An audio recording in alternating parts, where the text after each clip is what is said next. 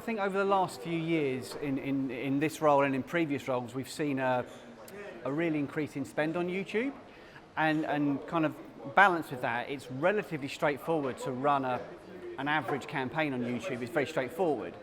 But now those budgets are so significant, we're starting to see brands start to ask more questions of their agency in terms of what exactly am I getting for the spend that I'm putting into that. So that's putting agencies under increasing pressure in terms of making sure that the campaigns they run on YouTube are really delivering the kind of expected ROI.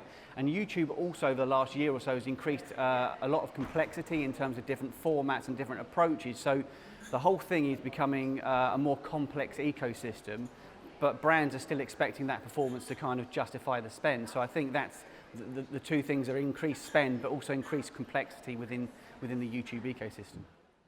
The barrier for creators to start kind of receiving ad revenue has been reduced by Google. I think you only need something like 500 subscribers now before you can start or be part of the advertising program. And of course that creates a huge long tail.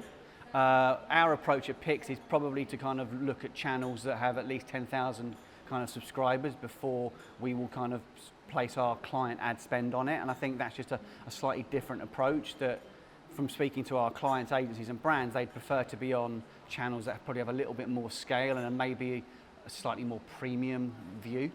So yeah, we've just received the preliminary results to our UK agency report, and we had respondents kind of across the seniority levels within agencies, from very junior people through to the C-suite, and it kind of made for some interesting reading. From a YouTube perspective, there was obviously increased spend this year, and the vast majority are also expecting increased spend next year. So at least 60% of the respondents have said they expect increased spend on YouTube for next year, which is obviously good news for us and for the YouTube ecosystem. It's interesting when we look at the landscape more widely.